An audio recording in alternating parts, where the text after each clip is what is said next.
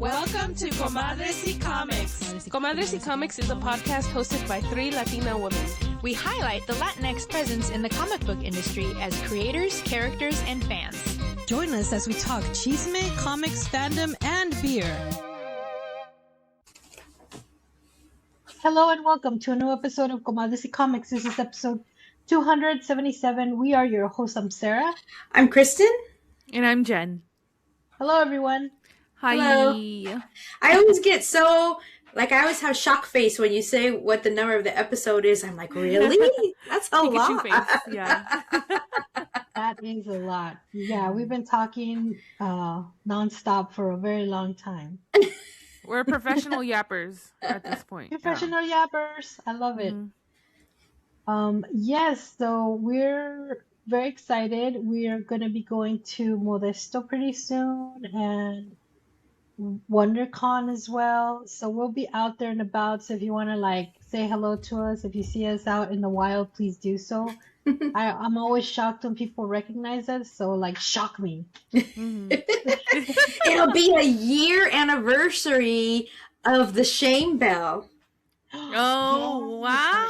Shame Bell. Yep. Oh, that's has it really been a year? That's because we did the first one at WonderCon. Oh, yeah. Yes, we did.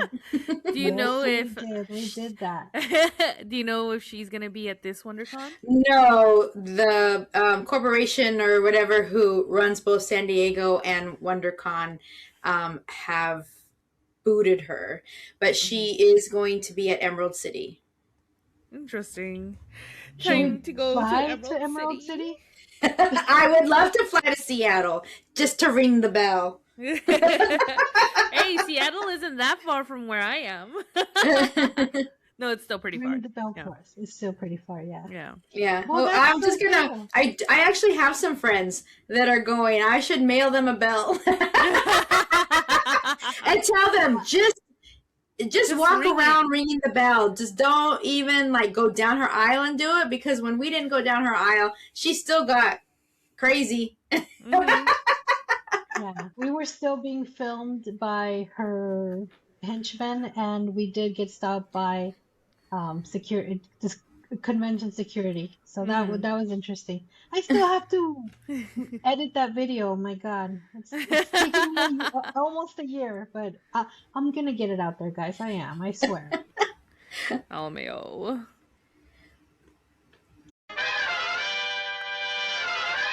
All right, guys, now it's time for Chisme de la Semana. And I got some chisme. I do. Well, I just heard that Ryan Coogler is rebooting the X-Files. Very excited. Really? Yes. And I think it's going to be airing on HULU. So that's super exciting. The X-Files has been one of my favorite shows. I've never watched it back in the 80s. No. You're kidding. I wasn't even alive, but I would watch the X-Files whenever they had the reruns late at night. I would watch that one after usually Supernatural or something. Yeah. I never did, and I realized that it is completely in my wheelhouse of what I enjoy to watch, and that I probably really would have enjoyed it, but I never did. It came on, okay, here's the thing. Came on in the 80s, late 80s, mid to late 80s. Who knows when the actual dates were, but it came out on Fridays. And I was either asleep or not home on Friday nights. Nope. Nope. Because it was it was, I think it came on at 9 or 10 o'clock. It came on late. It came out right when you should be leaving your house at that age. Oh my gosh. Actually, I want to say I remember my friend saying she watched it when we were in junior high. I got to check now, because I just know that it was, yeah. So, and I remember thinking, it doesn't sound interesting. It's such a good show. I'm sure. And Smoking Man references and it's had such a an impact into the cultural zeitgeist that there's so many things, so many tropes as well that were born from that show that get used in stuff is Bones and what was the other one The Simpsons. The Simpsons and stuff. Like, there's so many like references to the X-Files and a bunch of other shows. How do I remember my best friend talking about it when we were younger, but the internet is telling me that it aired from 93 to 2002. Wow. So what I remember is a lie. Yeah. Yeah. But I swear I remember her loving X-Files. The internet is wrong. It's the Mandela effect all over again. Yes, September 10th, 1993 to May 19th, 2002. I was already in college. Wow. So the Friday night reference would make sense. Still, yeah. Yeah. But either way, so, but yeah, I remember like the X-Files and stuff like that. Oh, but that's so cool. That is so. I can't wait to see what he does with it. Like, and I'm just like Mulder and Scully are such a iconic duo as well. Yeah. And I just love the sexual and attraction tension throughout the whole freaking the whole thing, even into the movie, because there was a movie out of the X-Files. And from what I remember hearing, Gillian Anderson was one of the first women to fight for equal pay for her role. She wanted and insisted that she be paid. And I believe that whatever his name was, I don't know what his real name is. I don't know. Supported that. Yeah, David Duchovny. David Duchovny, yes. Yeah. Did you ever used to watch Californication? I didn't watch Me either. that show. I just wondered. But yeah. No, but yeah, I followed him along how he married Tia Leone, and I think they got separated because he was like a sex addict or something. And I was like, no, Mulder. And then he leaned into it with Californication. Got it. Well, might as well. I'm thinking Scully's gonna be played by Danielle Deadwyler. I hope I'm saying that right. She was in The Harder They Fall, Mammy, and the movie Till.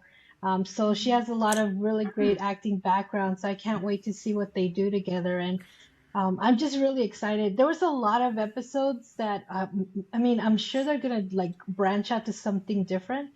But there were some iconic shows, like the one where they were in Mexico and they were like chasing the chupacabra. I've actually seen that episode. Yeah, and I thought it was so hilarious. I'm like, there's so many Mexicans in LA. How did you choose the one that can't speak Spanish? And that lives in my brain forever. Yo soy el chupacabra. Oh my god.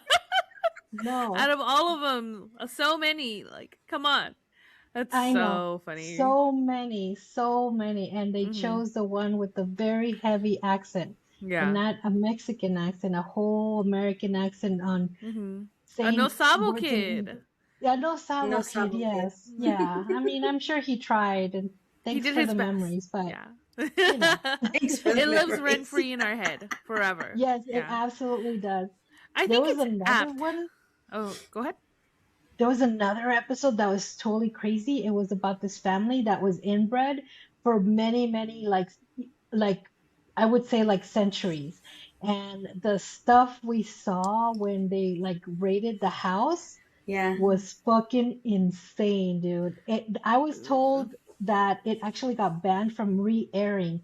So it hadn't aired. It aired once and that was it. Wow. They said not on the reruns. Nope. It was creepy as fuck, and you're like, oh my god, oh no. my god. The reading was awful. Me da asco. Yeah, because it's all like, ew. It's a big yikes.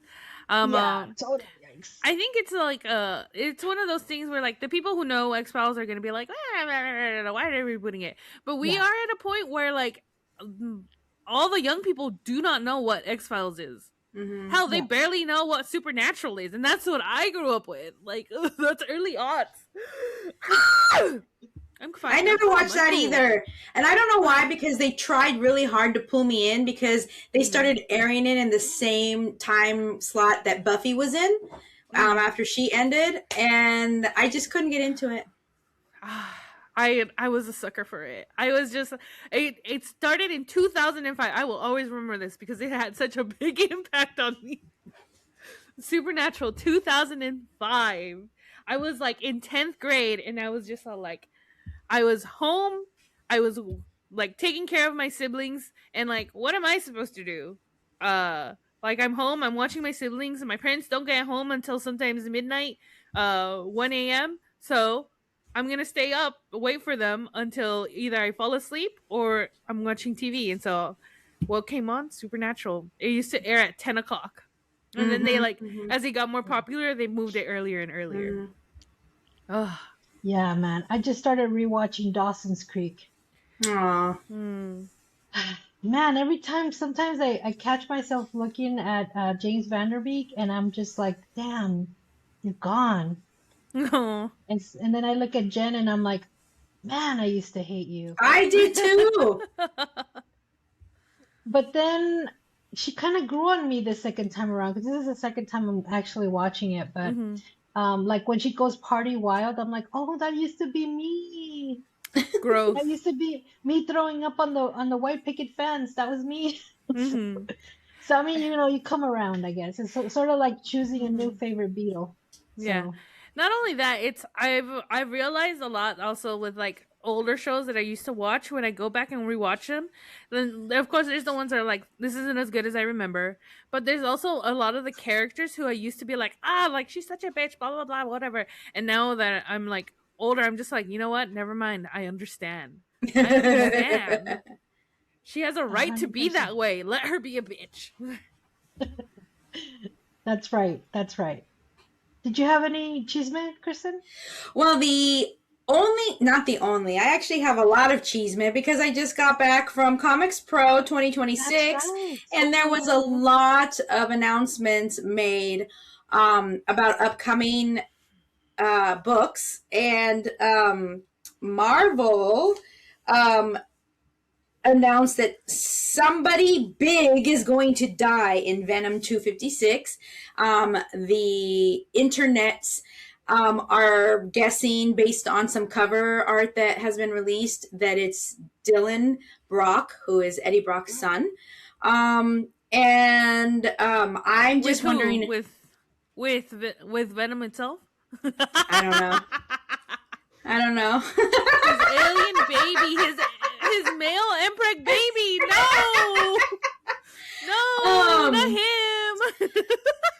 But I'm wondering if they released that cover art to just like steer people in the wrong way, and that's not really who's going to be. But they also talked about DC released information about new Absolute books that were coming out. And so Absolute Green Arrow is going to drop on May 20th. And that's going to be written by Pornsak P. I can never say his last name. Pichette or something like that. Sorry, Pornsak. And drawn by Raphael Albuquerque. And then there's going to be an Absolute Catwoman that releases June 10th. And it's going to be written by Shea Grayson, Scott Snyder, and then drawn by Bengal. It's a one-name artist, so that's how cool he is.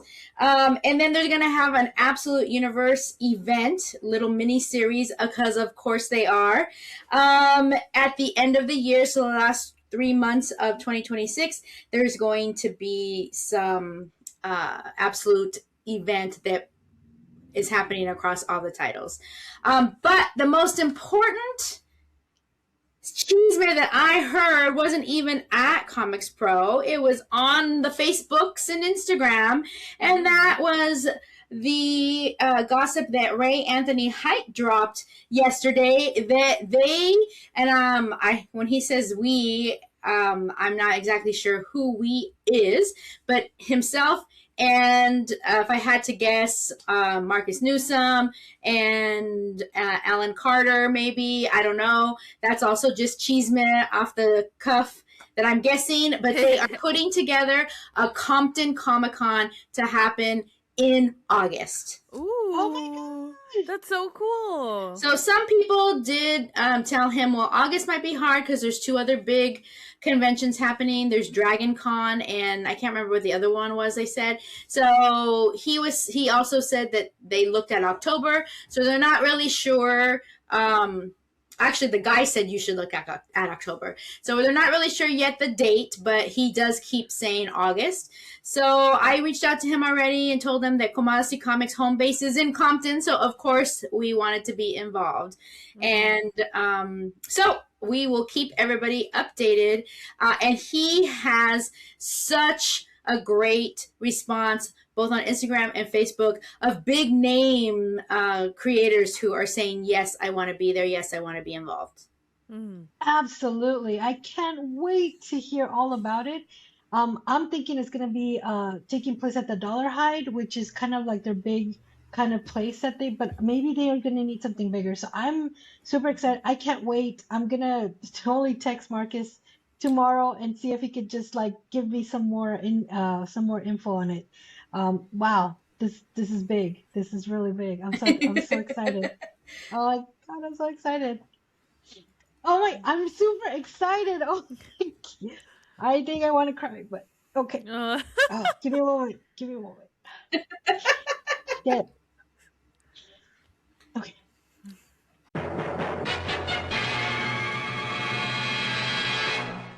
All right, guys, now it's time for On My Radar. Kristen, what is on your radar?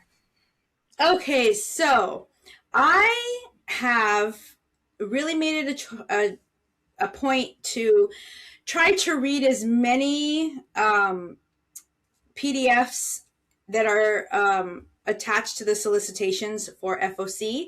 And so yesterday I read a whole bunch of books that are going to be releasing in, I think, March and April.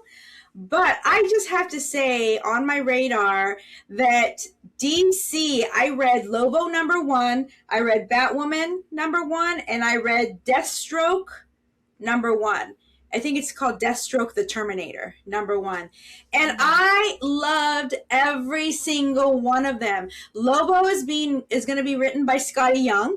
So know that he's a big Lobo fan. Is he? I didn't know that. Yeah. Okay. On his Instagram, he has like a lot of art of Lobo. Oh. Yeah. Interesting. So Lobo actually was my favorite, and I learned a lot about him. I had no idea that he was an alien. I mean, just looking at him, he could just be a crazy motorcycle biker, but he's an alien. And not only is he an alien, but he was part of this alien race that was peaceful and loving, and there was nothing but unity and love there. But when he was born, he had some kind of thing that was different from him, and he was just a hellraiser from the beginning, and he was just fed up with all this peaceful nonsense that he killed everybody. No! And apparently the original story of his is that he did some kind of experiment and blew them up, but in this new iteration his urine is radioactive, and he pees in the water source of the world, and he after a couple of weeks everyone dies. Oh, wow. Definitely a comedy. We know Scotty Young and I Hate Fairyland. Definitely. All right, I see. This is a comedy take. Yeah, so Lobo, the main man, is coming out on March 18th. Batwoman, I don't remember who wrote it, but Tony Fleeks is writing Deathstroke, and it was really, really good. I really enjoyed it. It is basically kind of similar to a story that I was talking about, Deadpool, recently, where he's kind of trying to make peace with, not unalive himself, but make peace with some of the decisions he's made in the past in his life. Mm-hmm. And so this particular story something happens to somebody that is very important to him, and it kind of gets him kind of introspective and thinking, and also kind of a storyline that has included or is going to include him trying to make peace with his relationship with his daughter. But it was very good. Tony Fleeks is the writer of Stray Dogs and Feral, and I'm sure that there's a couple of other ones out there that he's written so far, but those two books are great, and I would highly recommend both of them. And then I remember who wrote Batwoman. I want to say that it's Snyder, Scott Snyder. Now that I'm thinking about it, but I don't remember. And it was a good book. So on my radar is just 3 books from DC dropping on March 18th.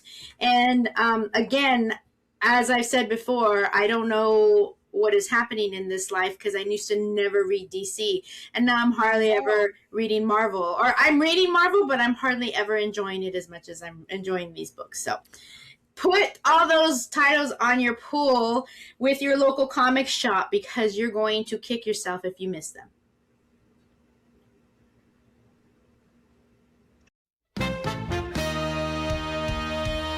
All right, guys, now it's time for our book review. What are we reviewing today, ladies? Ooh. So you actually backed this on Kickstarter, didn't you? I sure did. Okay. Can you tell us a little bit more? You know what's so funny about this is that it was one of the times that I was like trying to get a lot of books to kind of keep our book book log at the ready for our podcast. And I was just scrolling, and then I saw that it was Greg Elysée, and I was like, he didn't let us know that he had an active Kickstarter. And then I read up on it, and I'm like, oh, this sounds really good. But then everything he works on is just really amazing. So I was like, just gonna back it because he's the writer and creator, and I'm just like, I'm in. You don't have to tell me anything else. So I will read a little bit about what this book is about because you did send it. Hundreds of years have passed, and the machines and artificial intelligence have taken over, now ruling a post-apocalyptic world. Human beings are fuel, entertainment, and labor to help advance the supremacy of the machines. Born through the pain, blood, and tears of the suffering humans who continually pray to the Mother Earth, Elysée, for strength and salvation, a new John Henry, the steel-driving man now made of root, is born to help bring down the current threat to humanity. So this picture here too, the art was just so amazing, and I'm not gonna lie, I'm starting to read it. You know me. I'm like, fucking black and white. Sarah.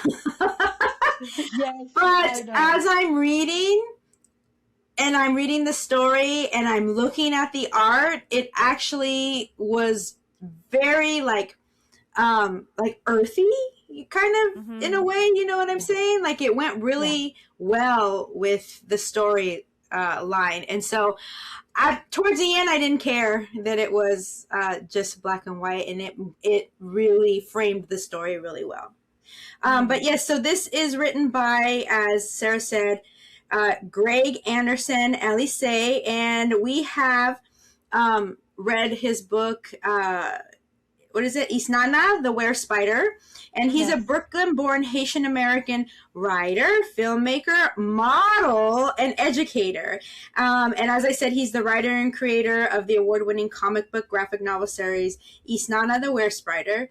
And that is a coming-of-age dark fantasy book about the son of Anansi the Spider, drawing inspiration from Black myths, folklore, and spirituality, and has won 10 Glyph Awards. He's also the creator of the sci-fi series Marasa and other works, and is the writer for 133 Arts, One Nation Stronghold. So there's some more information there. And then David Brame is the artist, and he's Eisner nominated for his book After the Rain, whose art for the graphic novel was hailed as bold and arresting by Publishers Weekly. Oh, and there's a letterer. Or is he the colorist? No, I don't know. But let me look. He's a letterer. I don't know how you pronounce Jame. Jame. He lives in Monterrey, Mexico, and he started hand lettering independent comic books in the 90s and has lettered stories with Heavy Metal magazine for over 10 years. Jame began working. Let's see, where am I? Before becoming a permanent fixture in the AW Bullpen, which is And World Design in 2020, in 2020 he began working for them. There we go, as a contributor. And you can see his work on such acclaimed titles as Noir is the New Black, DC Power, Return to Skull Island, and Masters of the Universe. Masters of the Universe. Sorry. So I think I didn't even read like the synopsis or anything. I kind of opened it and I saw like, oh, it was just called Hammer. But then as soon as I read the like letter that was inside of the book, I was immediately on board, because just reading it sent me such a sense of nostalgia because of like the stories of John Henry, and is deeply steeped in African American, specifically African American or Black American folklore. Of course, there's a lot of this stuff has roots in slavery and like synchronization and the loss of culture, or like culture being replaced with more stuff that was found in the Americas to take over tales that have roots in Africa and stuff like that. So John Henry is one of them. And as I was reading it, I was just like, this is so unique, so creative. And then the artwork is, like you said, it's kind of like very earthy, very like it's it's all in black and white, but it's like pencils. It's almost like it's done like just in pencils. It matches the energy of the story that is being told as well. And what a great design for like the AI machines or like the robots that have taken over. Like as I was looking at them, and I just like, I couldn't help but think like one of the like big robot baddies, I guess you could say, he has a wife who is stunning. Like, as I was like, I had to go back and like look at the art, because the way that they use the white spaces to like give her this effervescent glow, as well as like a silhouette, I was breathtaking. Like, it was so well done. And like I said, like just a really unique take on the story of John Henry. And like, John Henry is this figure who I think they touch upon like the story where he in the folktales, the white man builds a steam engine so that they can have a steamboat, and it's an allegory for technology replacing labor and stuff like that. So all these people who had these jobs, all of a sudden they're out of a job. So John Henry takes up arms and he says like, I can do better, I can work better, I can work faster than the machine. And he does, but then the consequences of that in the folktale is he dies of overworking himself. And it reminds me of this slew of African American folktales. Like, there's I wish I could remember, because I learned all of these when I was in elementary school. And there was the gambler. What was his name? There was a story about a gambler who gambled with the devil, and then he gambled all day and all night until he basically robbed the devil clean, and the devil was just like, you won fair and square, but in recompense I'm taking your life. And so the gambling house has his money, because since he's dead, but it's his. So then his wife comes and she demands, I forget what her name is too, I think it was Beth or something. She goes and she demands the money, and the gambling house doesn't want to give it to her, and then she's just like, no, I'm getting my money, and she like fights her way, and so they keep sending like stronger people, and she's just like, no, you don't know who I am, like I'm gonna fight, like my name is like, it was like strong arm something, it was like strong arm Bessie, strong arm Beth, I could be getting it completely wrong, but she wins until finally she like breaks into the gambling house and just takes the money. She's like, this is rightfully mine, for like rightfully won from the devil, and this will feed my family. And there's that story. There is one about, oh god, oh, the what is it, the devil and like the fiddler and stuff like that, just these slew of like African American folk tales that are so, that is an African American folktale. yeah, That was just it's tied into with Southern. I thought it was folktales. just a what's that country The singer? song too. Yeah. I know the words to that song by heart. Yeah, I mean, it has its roots in African American folk tales that were later like just generally adopted by like the South, and then got popularized in music and stuff like that. But it's a tale that's super old. Whether it's Christian, I think that it has roots in African American folklore because that's where I learned it from. Right. But yeah. but then there's like the music and stuff like that that later got I guess co-opted into like American culture, into Southern culture and stuff like that.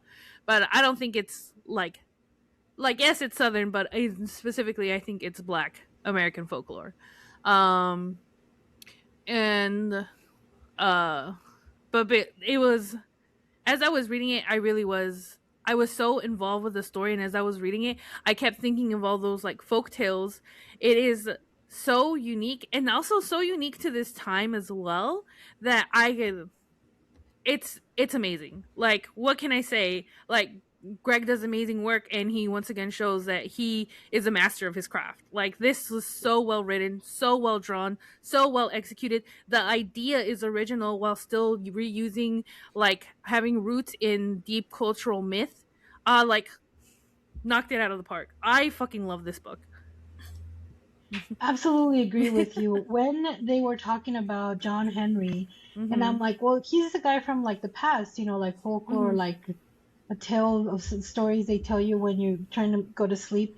But then the idea is there's a rip in kind of like through time, and he is transported and shot into the future, and then they give us another kind of iteration of where it is said that he passed away, or that he traveled through time, or that he even married the earth, the goddess of earth, and they had an offspring who also became John Henry. So there was a lot of world building, and then to put him into the future against the robots and the apocalypse of the robots, I thought that was sensationally done. I honestly was like, how are you going to take a character from the past, from folklore, and put him in a future that hasn't even happened yet, because we're not battling robots yet. But I'm just like, the way it was done, my God, I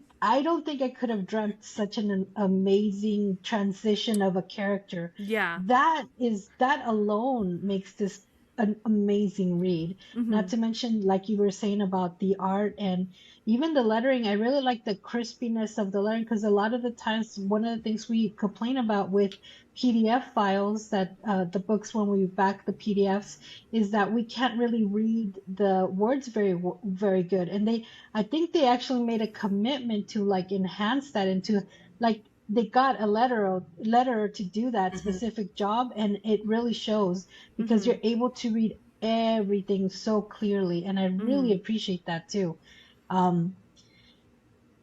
Man, I don't know if you caught it, but I caught a little D there. I caught a little D. Did you guys catch the D? Yes. A little. Yeah, okay. Okay, girl. Okay, it should be. I guess there is like a very well endowed drawing. Yes. Yes. It is definitely I wouldn't even say like, yeah, I guess a rated M book, but there's nothing like really. Yeah. It's mostly like male nudity and stuff like that. Yes.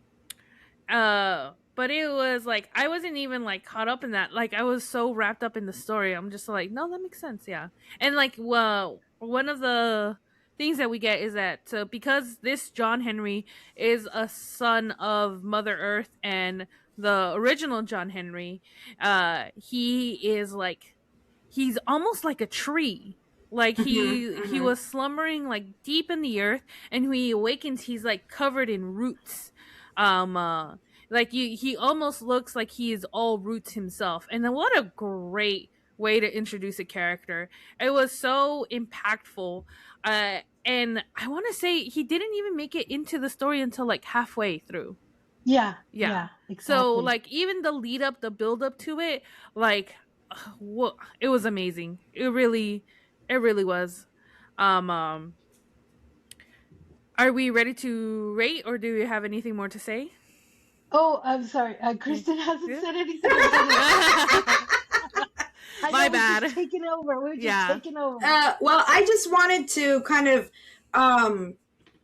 piggyback on what you were saying, Sarah, about I felt and thought that it was such a unique storytelling approach to taking this character who is presented as being folklore, but there's also stories and evidence that he did exist as a real person. Yes.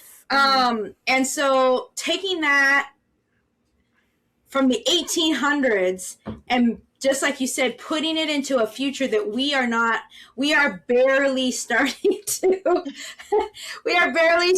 to experience. I mean, those little cocoa machines that take your food to you, I know they're just being driven by someone somewhere else, but it's kind of creepy to me. Oh my God. But that like very stark, just like difference of something so grounded in the past and in history and in folklore, and then something that is futuristic and kind of just like we don't really even know what it's going to really be like, and putting them together and making a story that is still culturally relevant. Mm-hmm.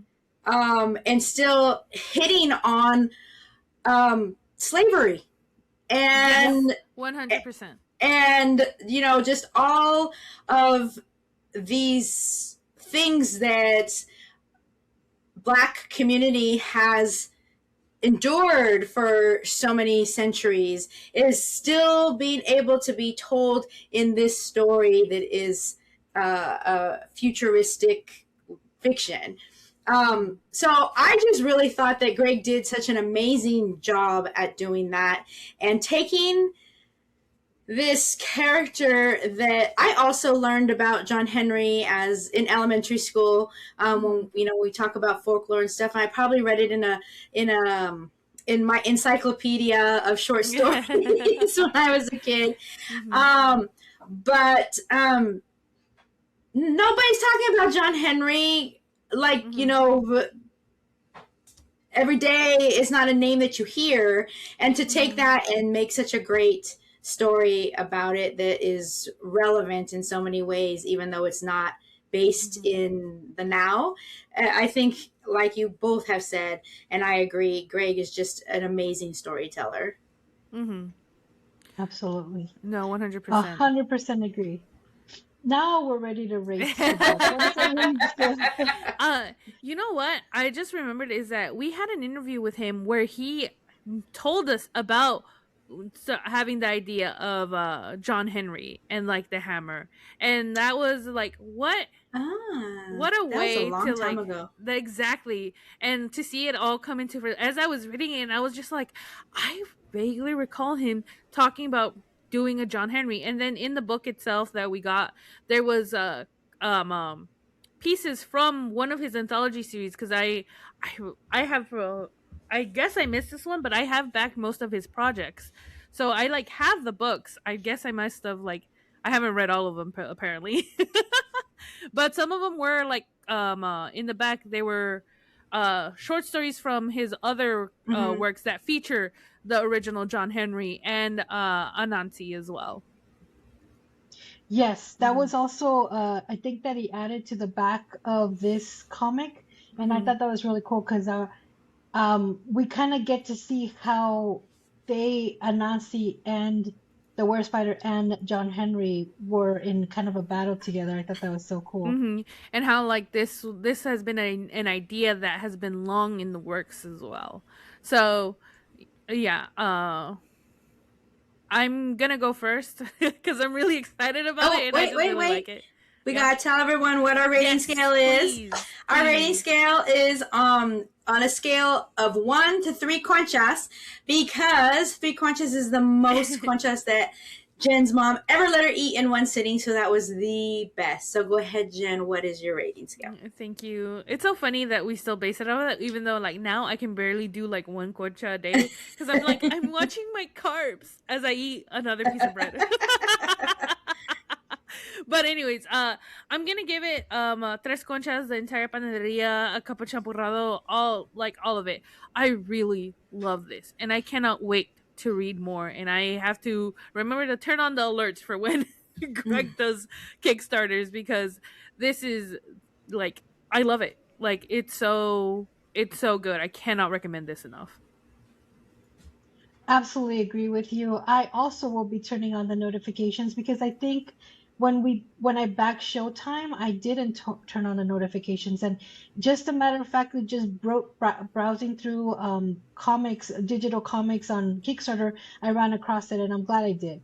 And it should have been up there and things we recommend because I did back Showtime, so that was a little surprising to me. But maybe it had been such a long time between comics that the algorithm didn't take or whatever. But I'm going to give it the whole panaderia, a cup of champurrado. I'm super, super excited about this series. I can't wait to read the second book. And just to let you guys know that if you go on our website, comadresycomics.com, and if you click on videos, you could actually find our interview with Greg Anderson Elysée, or if you want to just look for it on our YouTube channel, you could also see it because we did have a video interview with him back.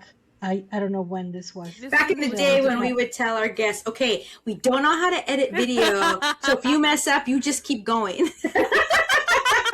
just keep on going. Yeah, I believe he was like maybe on like book 2 or 3 of Isnana the Were Spider as well. Like we had just like met him like once or twice at a convention. So yeah, really cool. Yeah. And Sari, did you meet him for the first time on the East Coast? Yes, I went to Nerdtino in Pennsylvania, and they had Nerdtino, which was one day, and I went there, and that's where I found Concrete Comics, and Greg Anderson Elysée was there as well, and he had his books, and I think I bought a book there that I had him sign. But yeah, that's exactly where I met him. And is he from the East Coast? I don't remember. I don't remember. I feel like I've seen him enough times. No, he's from Brooklyn. On his like, he's Haitian American. Yeah, because he was here in San Diego last weekend. They had a Black Comics Expo in San Diego, and he was there. Oh, okay. So he must travel to promote his comics and stuff like that. So yes, I will give it 3 conchas, a cup of champurrado, the whole panaderia. I really, really enjoyed it, and that's saying a lot given that it was a book in black and white. Yeah, honestly, yeah. Kristen hates black and white. She usually takes the concha off because they're black and white. Oh, I also wanted to say that like a few days ago when I think I read it yesterday, the comic, I think it was on Saturday that I was looking at my timeline on Facebook, and it showed that I had met up with Greg at Black Star Comics. Oh yeah, he was signing in Carson. Yeah, so he does travel. Yeah. Oh, okay, that's cool. Yeah, here in Carson. I'm like, I live up the street. It was so cool. It was so cool. He totally remembered me too, so it was awesome. Nice.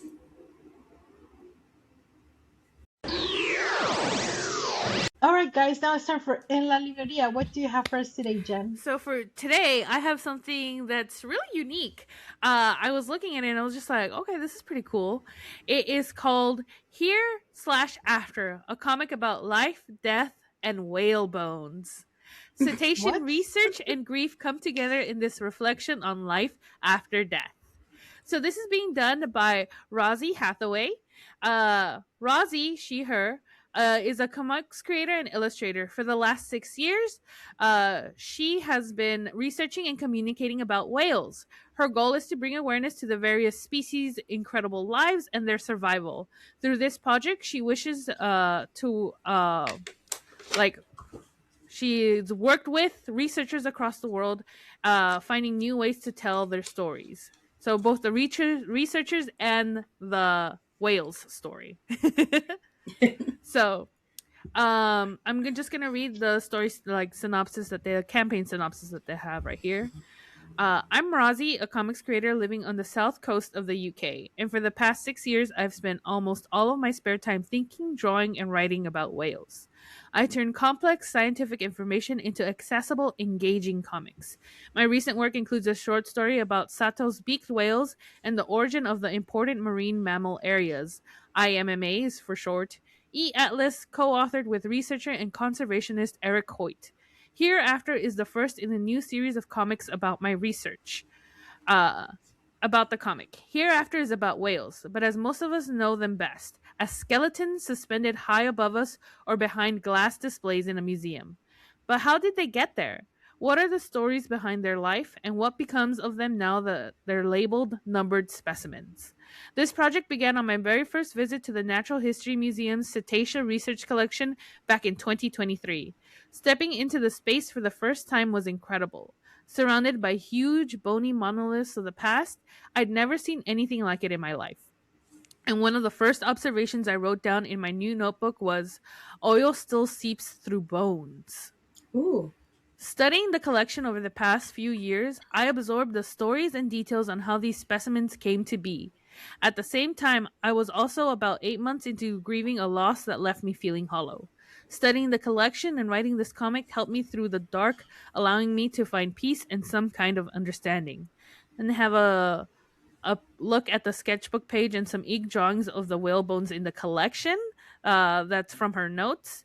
And a finished spread on Hereafter. It says, by making comics like this, I want to help protect the legacy of these animals and support the valuable insights institution like the Natural History Museum can provide. The comic pages are finished already, so I'll spend the next 4 weeks of the campaign finalizing the layout, finishing the cover artwork, and doing the behind-the-scenes admin. This isn't my first Kickstarter, so I'm confident in the process. Once the campaign ends and the funds have cleared, we'll be going directly to print with my UK-based supplier. I expect physical copies to ship from late April to early May.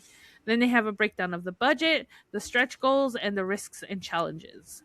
This is such a unique comic, and the notes and there's story behind here, and it's so fascinating to me because I love watching nature documentaries, especially there's ones that are dedicated specifically just to whale falls. And a whale fall is when a whale dies out in the ocean and it sinks, and as it's sinking, it's being eaten first by what's on top, then as it goes beyond the layer until finally it falls down into the seafloor, and there is unique organisms that only feed off of whale bones and whale fall. They create in little environments around them that can last decades, because that's how long it takes for the whale to be completely eaten, bones and all. So it's such a whale falls are so cool. So this immediately caught my eye, and it's for a great cause. So Rozi has a goal of $2,974, currently at $959, with 35 backers and 27 days to go. So that's a pretty reasonable goal.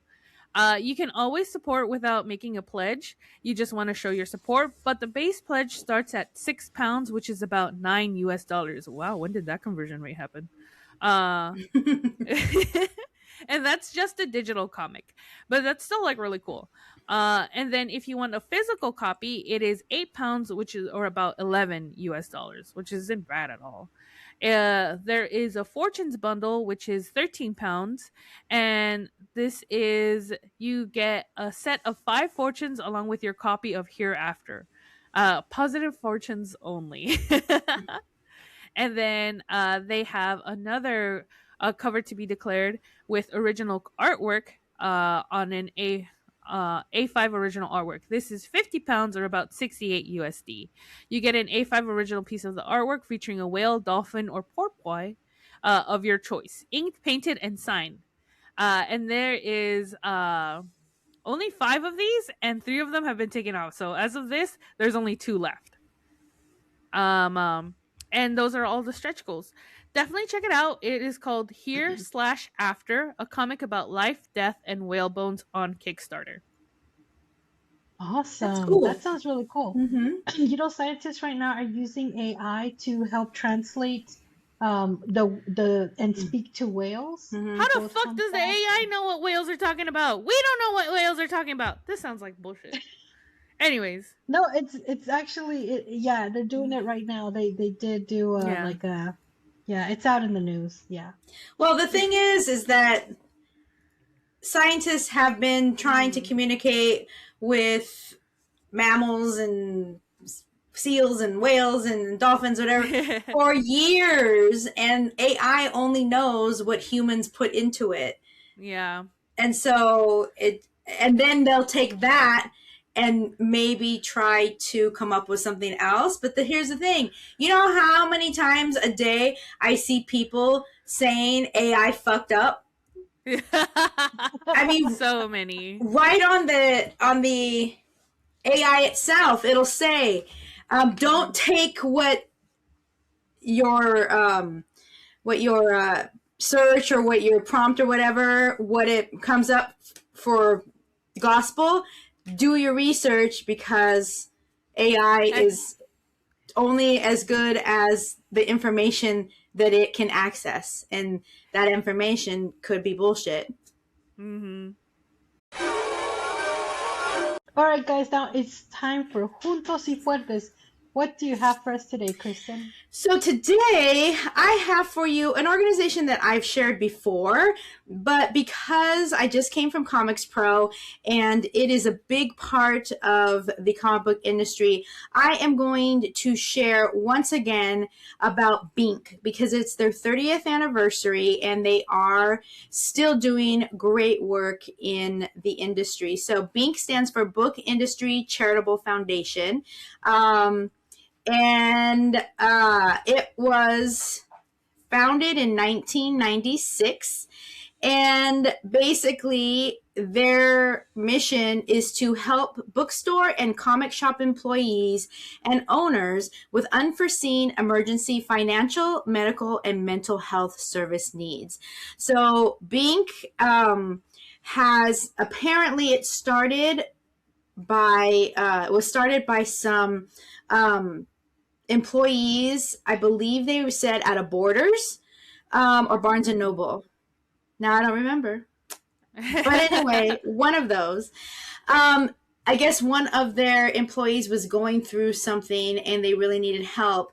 And so they started fundraisers and getting money to try to help this person through whatever it was they were going through. And when that kind of was a success, they were like, hey, this should be something that can be helpful to other employees of this industry.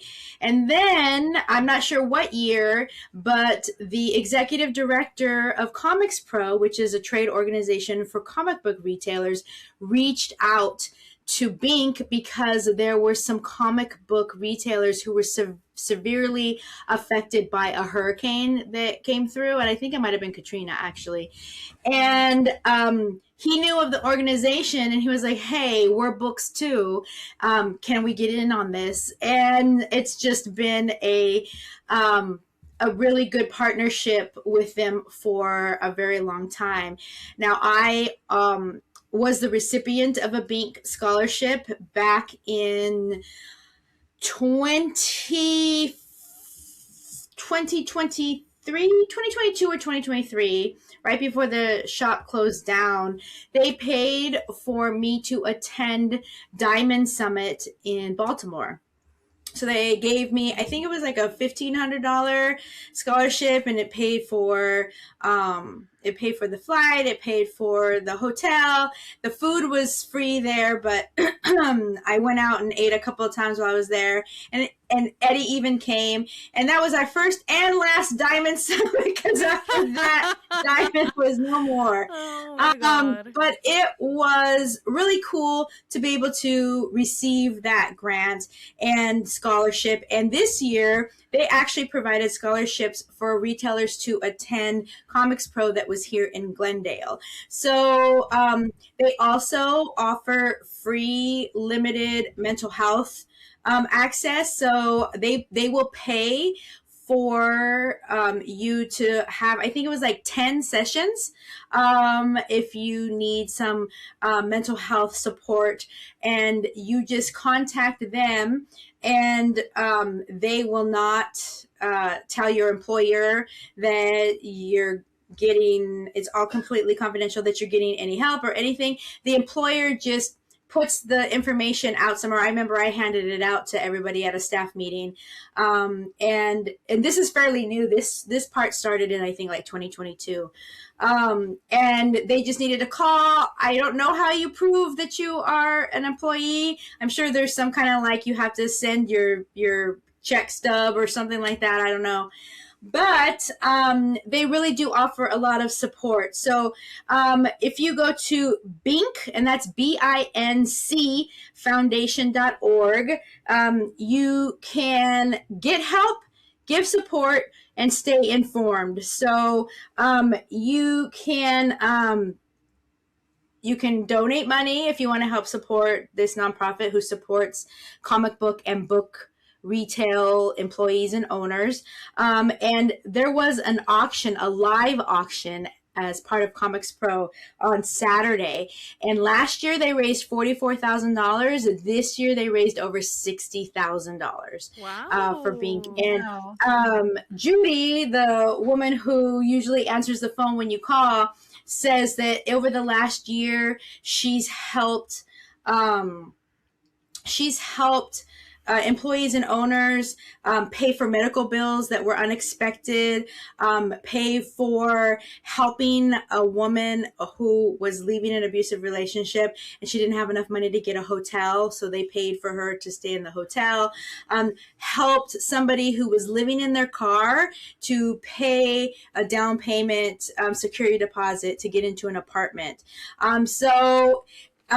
Her thing is, if you need help and you don't think that we can help you, call us anyway, because we have resources and we have money that we're just waiting to give to help support book and comic book employees and owners. So bincfoundation.org. Oh, that's really amazing. Very cool. Really, really amazing. I had no idea that they did so much. So that's really helpful information. And also, if somebody wants to help out, they could just go to the website and help out. Like, just give up your coffee at Starbucks for a month and donate and help somebody else out.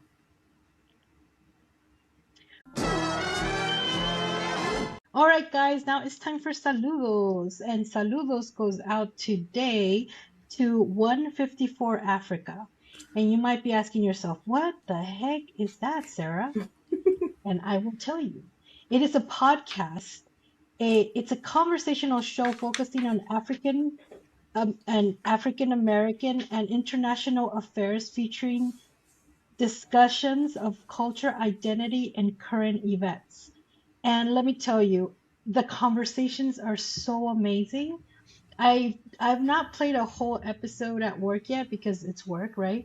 But I've taken snippets out, and there are so many things that I didn't realize that, because that's not my story.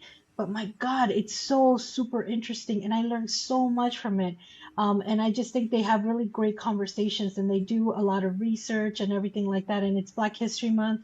and they are just killing it. And you guys should definitely check them out. You can follow them on Facebook. You can follow them on Instagram at spell it out, ONE, the number 54 Africa, and it'll pop right up.